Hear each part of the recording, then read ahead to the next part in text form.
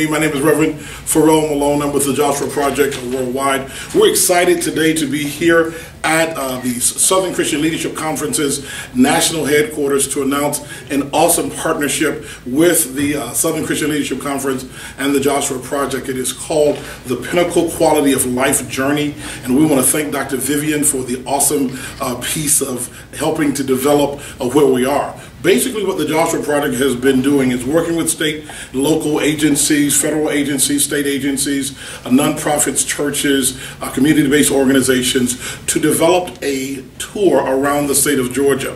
Dr. Martin Luther King, as we come to celebrate this 49th anniversary of the I Have a Dream speech in Washington, D.C., where he spoke of the beloved community. One of the things we wanted to make sure of is that we were actually fulfilling and becoming that beloved community. One of the things we recognize is that there are a lot of services and opportunities available for people in the community, but they don't know that they're there. I never forget when CEO Charles Steele was placed back with SCLC. He spoke in Covington, and as we walked out the door, he says there are different people talking about different issues, but who's talking about the poor? And it was at that point that we began this partnership, because this is about not only the poor and the middle class, but this is about everybody. Everybody in America is going through a time, and this is in a time not only in a time of famine, you find enormous opportunities, and that's what we're here for. We've created something called United for a Strong and Healthy Georgia.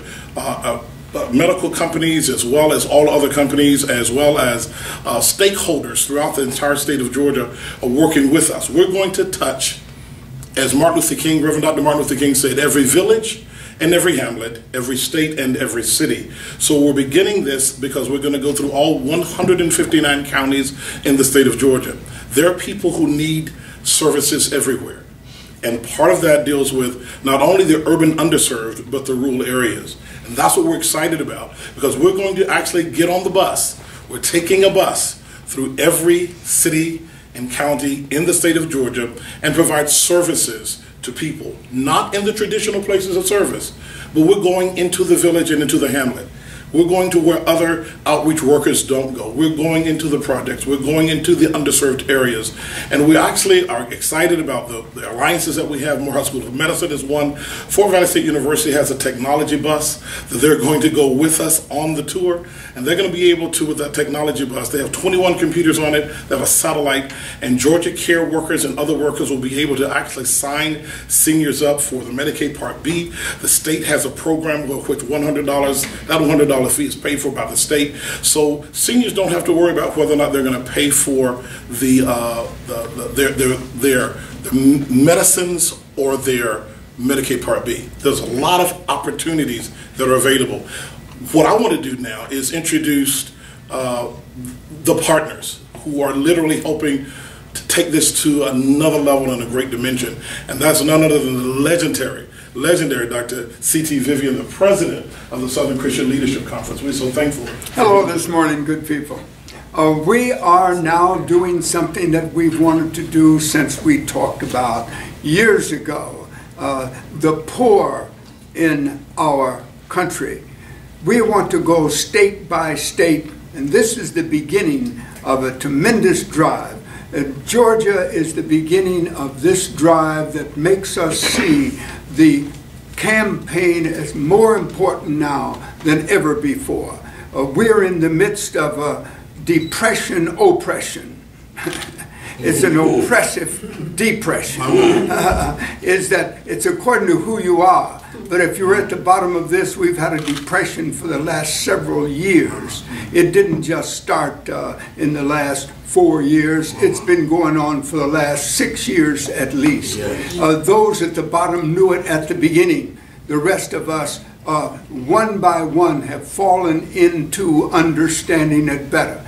And now we're going to cross this state and take the services of the state, the services of our nonprofit organizations, and say that this must end, but must end in a way that makes the difference for everyone involved.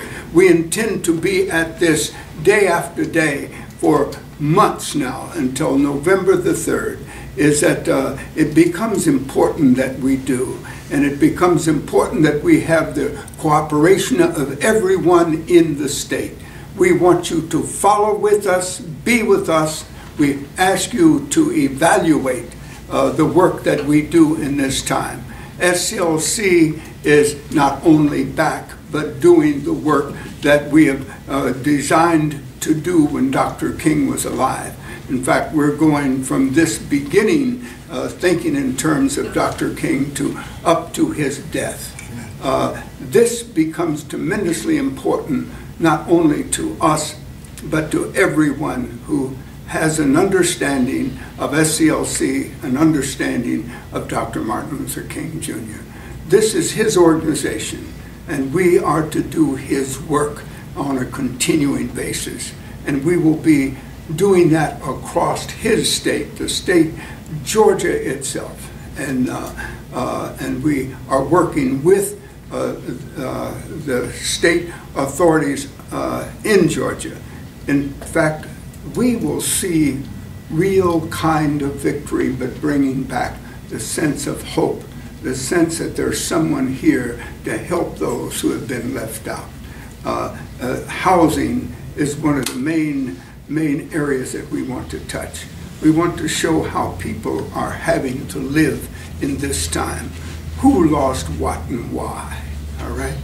And until we are back on our feet in this state.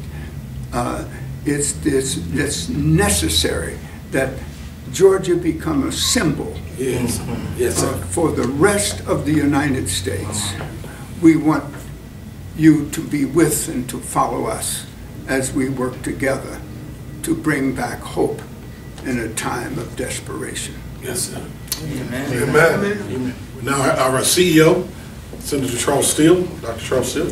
Thank you so much, Reverend Malone. First of all, I want to commend Reverend Malone for his vision and for his commitment in terms of representing poor people.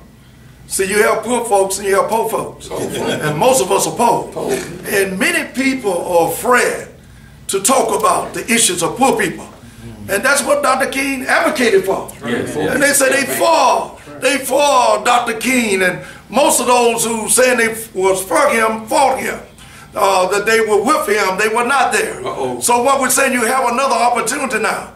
You can march and you can demonstrate with those of us like C.T. Vivian and others who were there with Dr. King, and in terms of bringing about equality and justice for our people. It is time now for us to realize that it was the nonviolent movement, the civil rights movement, and SCLC and poor people. That's right. That brought about the changes of today. Right. I'm not afraid to say I'm poor. Matter of fact, I'm poor. But the fact being is that I'm here. And I'm here to stand up bravely and say that I'm not afraid. Not afraid. You know, one thing I don't do is fool around with scared folks. That's right. Scared folks get you killed. Yes. And too many of us are afraid to identify with poor folks. Yes. Right. And if we're really serious about this, we are all in the same boat. Yes. Might have come over on different ships, but in the same boat right now. But the point being is that I was talking to someone the other day. They said, man, you know, I'm a middle class person. And I said, brother, there's no more middle class black folks or African American. Most of Americans are basically with us now, poor or poor. 50% of them. So I say, you in the middle, but it has nothing to do with class. You're in the middle of confusion. You're in the middle of poverty. You're in the middle of not understanding who you are. First of all, we must take care of those who are less fortunate than we are. Yes. People are starving now. That's right. People are catching hell now. Yes. Hell is in the Bible, so we didn't use no profanity. People are really in a situation now where they don't know how they're going to survive. More people being foreclosed now than ever before in the history of America. So what we need to understand, President Barack Obama doing a great job, but he can't do nothing without us. Right. See, we saying, well, it could be this, could be that. President Barack Obama is the best thing we got going right now.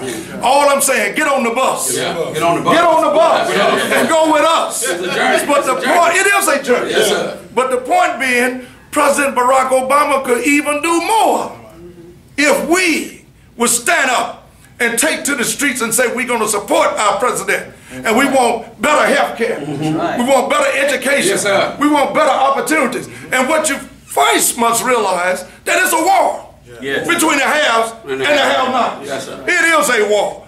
In terms of one of the candidates that's running for president, I won't even dignify it by mentioning his name. He said that I'm concerned about this group of folks, I'm concerned about that group, but I ain't concerned about poor folks. They can take care of themselves. Well, you are absolutely correct. We're here now because we took care of ourselves.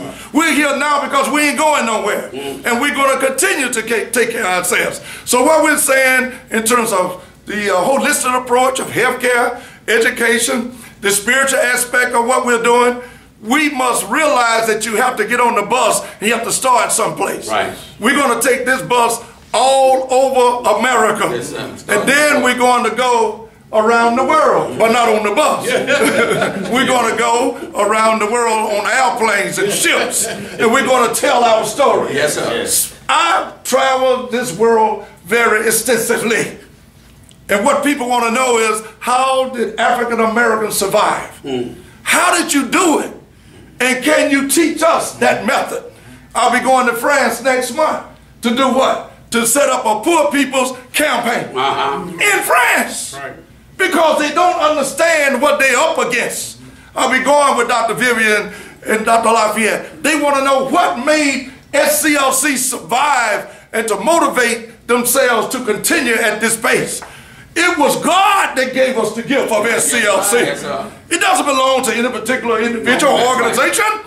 God gave us the gift of freedom. Yes. Through SCLC and the Civil Rights Movement. Right. And we must share it with the world. So again, thank you, Dr. Malone.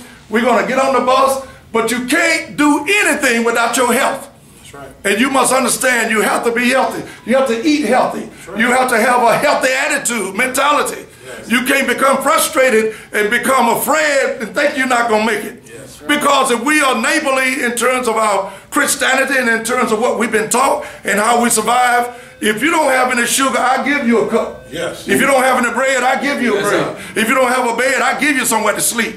We must holistically prepare ourselves to help one another. Don't let nobody think that you got here by yourself. No, you didn't. Right. See, they try to fool us. No, you didn't. Because you got a little education. They try to tell you that you were one of the smart ones. Well, the folks who came off the slave plantation was the smartest folks in the world. That's right. That's They were the smartest folks in the world because they paid the price for us. Yes, sir. And we must never forget about that.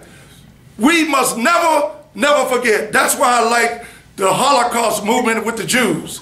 Because they said you did it once, but you'll never do it again. And I'm going to tell your story. You can't be ashamed of telling your story. I came from Daly Bottom, Alabama. I didn't come from no subdivision or no house or no suburb. I came from a shack. Yes, sir. Yeah. With 10 of us sleeping in the same room, not the same bed. We had shifts. We took shifts. Yes. We had shifts where we slept. But many folks are ashamed to talk about where they come from. That's right. That's why our young folks want self-gratification right now. That's right. They don't realize we came from a struggle. Yes, sir. It was a struggle to get us to this point. And we're not going to let nobody turn us around. Nobody. That's why we say today, get on the bus. Come go with us. Yes. Thank you so much. Amen. Our state president, Yes, I'm Samuel Mostello. Reverend Samuel Mostello, state president for the SCLC for Georgia.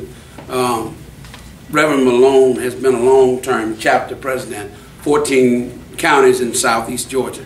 And he's been looking for an initiative to help us to get the word out in Georgia. And he's been working on this over a year, trying to design it, getting partnership, getting corporate partnership, government partnership, local partnership to come and help us to do this. Georgia has been picked because it's the home of Dr. King. It's also our home, and it's also well organized in SCLC. I'm here because Charles Steele came in to be the president, and he asked me to help him with Georgia. And me and Dr. Glenda Miller have been trying to organize ever since. That's been about 5-6 years now, and we've done a pretty good job. At one time, we had 23 chapters across the state of Georgia, and Dr. Steele helped us to do that. And those chapters are going to be active in this. Helping to get the word out, helping them to spread the service, helping to put programs in place that are measurable, that end up giving the right goals and objectives, and so that the people who help us are able to take back the measurable results of this whole process. It's not just an exercise in futility. It's not for us beating the air. It is also designed for the research model. Don't get it twisted that we don't know what the research model is. It came out of SCLC, that research model, and we're back to it now. So that's all I have to say. Thank you, and God bless you is certainly my prayer.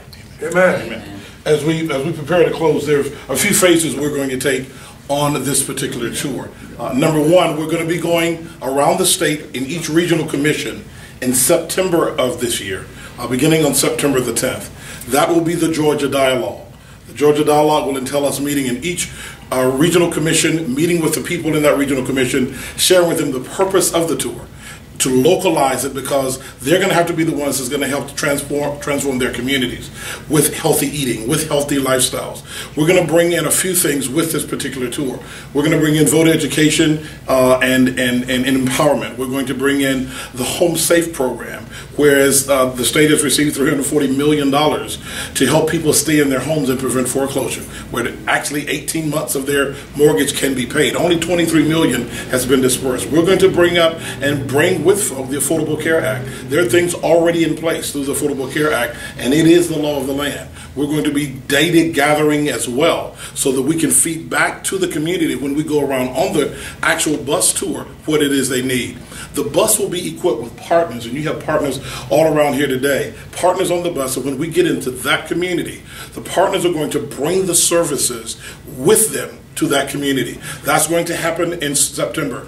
October and November, we're going to go back to the community with their input in preparation. The first part is called the introduction of the purpose.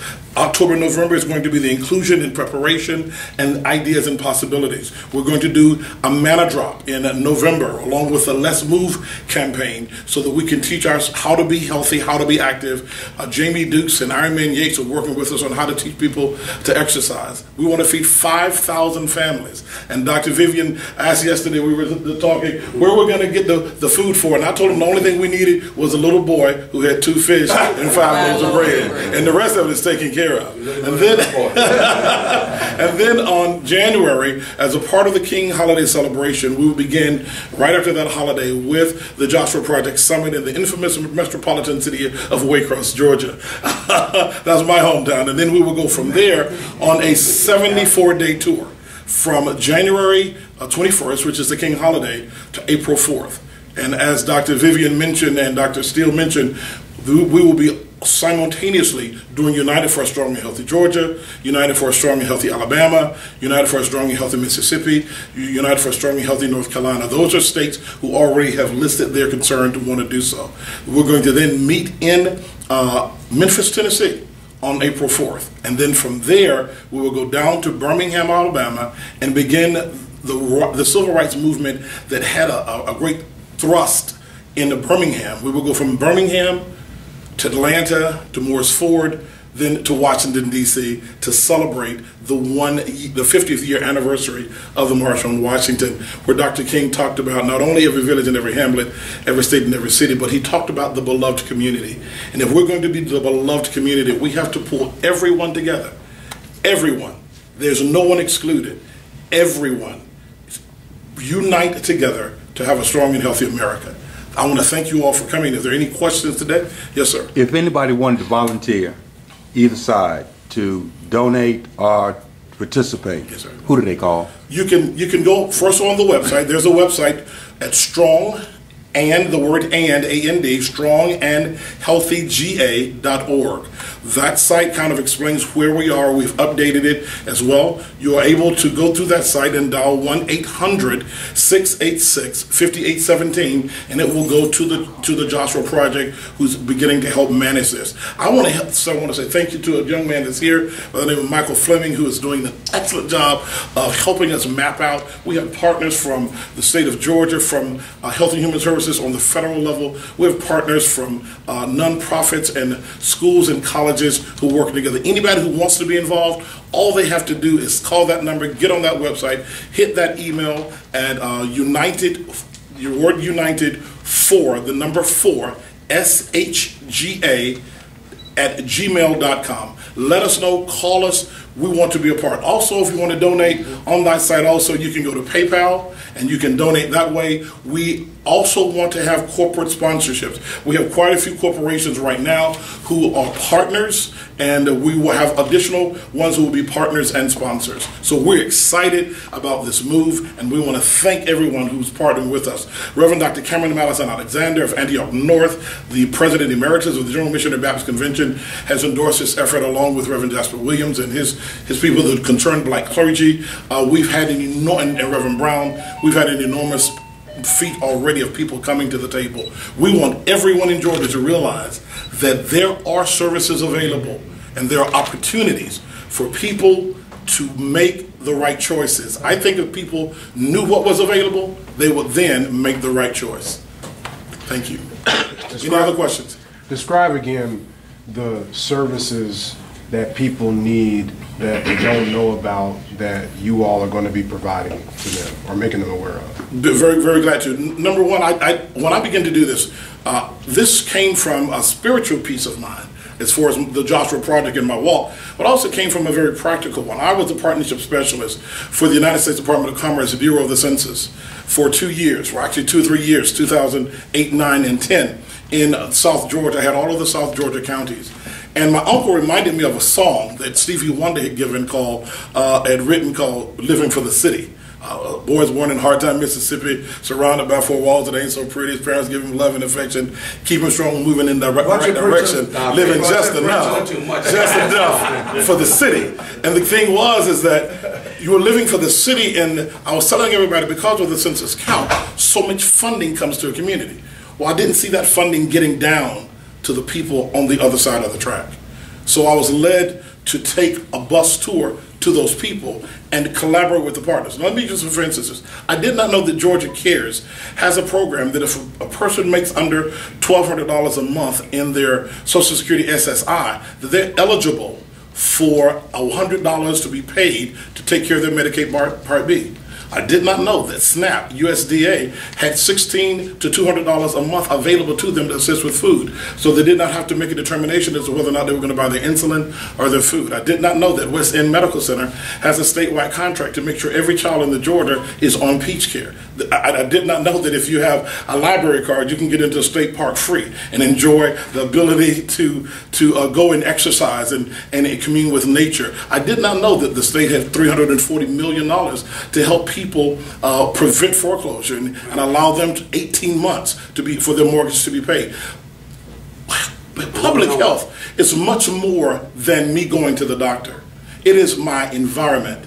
Yes, it is my condition. Yes, sir. It is the social justice pieces. It is the economic injustice pieces. It is the environmental situations that we're living in. So when we look at community health, we're looking at the total health of the community and the person. Therefore, public policy already has things in place. We're just not getting it to the people. And this bus, even Governor Deal said, this bus is an innovative way, and we know that it's an innovative way to actually get the services to the people. Senator Donzella James, Representative Tyrone Brooks have all been a part of this, and we're excited to help make this become a reality. Give me a sense of why this commemorates the 49th anniversary. How do they work hand in hand? Well, first of all, if we look at the I Have a Dream speech, Dr. King had so many things in place of moving us to the next level. And he was our Moses. Interestingly enough, I'm going to go ahead and say that my children were all born on days that had significance to Dr. King. My son's birthday is today. He's 22 years old, born on August 28th. It has a lot to do with the fact that he spoke of the beloved community. He spoke of the economic justice. He spoke of the bad check that had been given. That's right. And Moses stood there, and I was telling someone earlier today, Moses stood there by the water and said, stand still and see the salvation of the Lord. And the Lord told him, don't stand still, move. And Joshua deals with the fact that you cannot actually move forward until the leadership get their feet wet. That's right. Now, what that definitely means is that it is left up to us to make sure that we empower our community. That beloved community, we cannot have a beloved community if people are hungry. We cannot have the beloved community when there's services available to people and they don't know. So it is left up to us to make sure we get to them and share with them and ask the question, will you be made whole? Not that you can get into the water in the pool of Bethesda, but do you want to be made whole? If we give them the options, then it's left up to them as to whether they choose them. But a lot of people don't know what's available. People don't know that all of these things are available. And as a result, they suffer. If we're able to get it to them to a place that they're comfortable in. Some people are intimidated by courthouses. They're intimidated by some of these structures because these were the very structures that created oppression for them. So it's hard for them to go into those. But if we get on a bus, and we know about buses, if we get on a bus, we can go into that community and let them know that we truly care. Yes, sir? The front of the bus. Oh, yeah, the front of the bus. And we can let them know that we truly care. And I think the other central part about this is what Dr. Vivian and Dr. Steele and Dr. Lafayette and Michael Fleming and everyone brings to the table is we're going to, with the Joshua Project Summit and SCLC and ITC with Dr. Peterson, we're going to go the next level. We're going to have, when I talk about institutionalizing the process, there's GED training. Schools that are going to be set up. There's 1 million people in Georgia out of the 9.5 million who do not have a GED or high school diploma. If we're talking about work, if we're talking about economic opportunities, we have to do what we can to bring the level up. We have to introduce economic development issues into our community because that's when you're going to sometimes be able to have affordable health care. People are not concerned about getting health care if they ain't got no food on the table. If they're hungry, they're not worried about whether or not they get their shot. They're worried about some food or educated. And what we're coming with and what I'm so excited about is that when we go to each county, we're coming back with an institutionalized process to help the leaders to transform that community and also work specific economic development issues that may enhance that community, create employment opportunities, and make the community better.